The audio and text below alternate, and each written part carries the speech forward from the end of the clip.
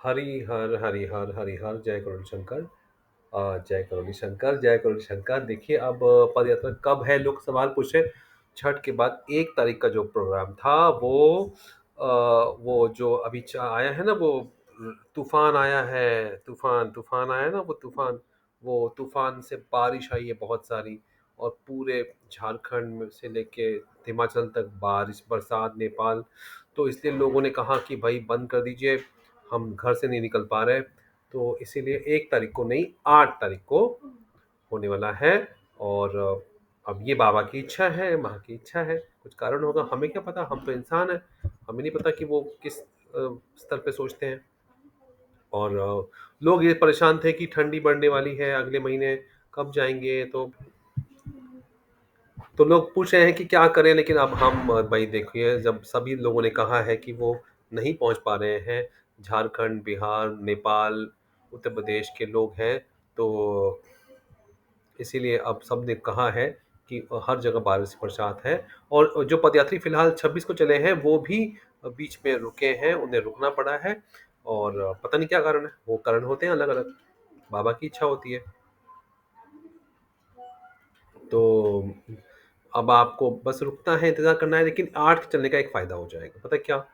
देखिए, अगर 1 को चलते तो आप पहुंचते 10-11 को, और अमावस्या है 20 को, आप 10 दिन तो ठहरेंगे नहीं। तो बाबा की इच्छा है कि आप 8 तारीख को चलो और आप 18-19 को पहुंचो, तो 20 को आपकी अमावस्या हो जाएगी। तो जो होता है अच्छे के लिए होता है। अ, लेकिन अब ये है कि अब आपको जल्दी से इसकी तैयारी कर लेनी है।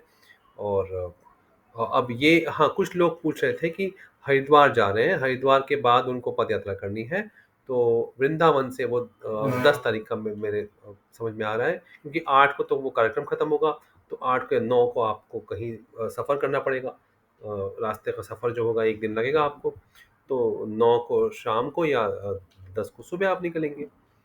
अब हरिद्वार से वृंदावन पहुंचने का समय मेरे ख्याल से 6 घंटे होना चाहिए, मुझे पता नहीं है। एक बार चेक कर लेंगे हम रेलवे के वेबसाइट पे। और तो 10 तारीख का कार्यक्रम बना, लेकिन 10 वाले 20 को पहुंचेंगे अमावस्या के दिन।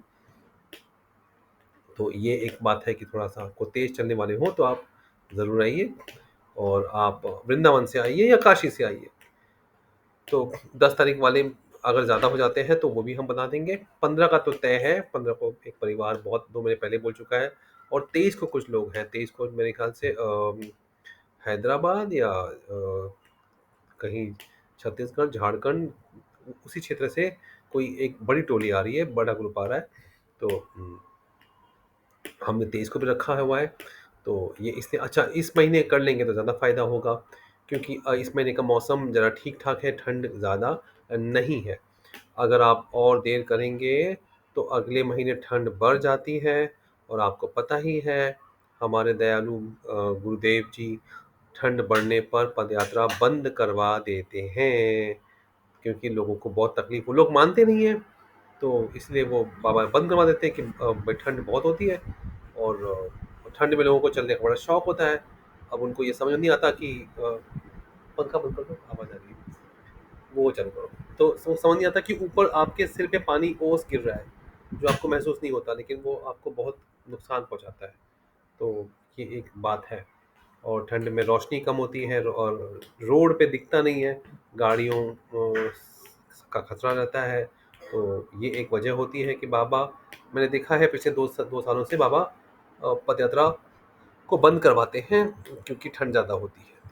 तो इसलिए आप और नवंबर में अगर कार्यक्रम बनाते हैं तो ज़्यादा अच्छा है। और हालांकि साल भर का ऐसा नहीं है, लेकिन बाबा ध्यान रखते हैं, उनको पता होता है, सूक्ष्म रूप से वो सब देख रहे होते हैं, उनको पता ही होता है। तो इसीलिए आप नवंबर में आइए। और तारीख मैं फिर से बता दूं, 8 तारीख, 10 का अगर आप बहुत लोग आते हैं तो हो जाएगा।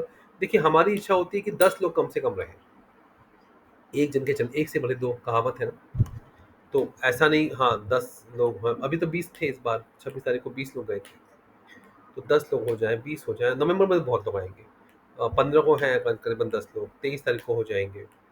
तो आपको जल्दी से अपना नाम बता देना है, हमें हरिहर लिख के भेजिए, अरट्टई पे हरिहर भेजिए। फिर आपको हम देश भर के लोगों से जोड़ देंगे।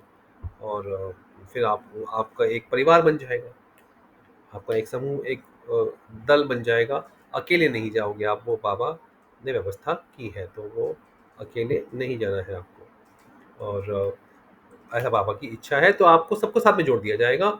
और आप मैं जानता हूँ सब लोग बात करना चाहते हैं, मेरा फ़ोन ना लगे तो आप बुरा मत मानिएगा, क्योंकि सभी लोगों से बात नहीं हो पाती है।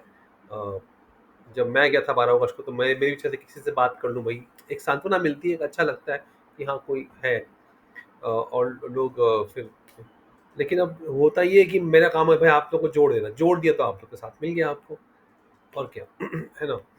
तो और कोई सवाल आपको पूछना हो तो ज़रूर पूछिएगा। छठ के बाद हमारी इच्छा थी कि 1 तारीख को लोग जाएँ, लेकिन अब बाबा ने कहा नहीं, इनको रोक के भेजिए, 8 तारीख को भेजिए। काशी से ही चलना है, दशाश्वमेध घाट से जल नहाकर, घाट से जल लेकर काशी विश्वनाथ मंदिर में जल चढ़ाना है। अन्नपूर्णा माता का आशीर्वाद लेना है, प्रसाद ग्रहण करना है और फिर निकलना है, संकल्प करते हुए, करने के बाद ही घाट पे आना है, घाट पे संकल्प करना है, फिर जाना है आपको, ये नियम है। तो और वृंदावन से जो जाएंगे वो केशव नाम याद है ना, भगवान कृष्ण का केशी, केशी राक्षस को मारा था, तो केशव हो गए थे। तो केशी घाट पे आप जल नहाएंगे, जल लेंगे, गोपेश्वर महादेव महाराज पे जल चढ़ाएंगे, बांके बिहारी का दर्शन करेंगे और फिर आप संकल्प करके रवाना हो जाएंगे। हरि हर, हरि हर।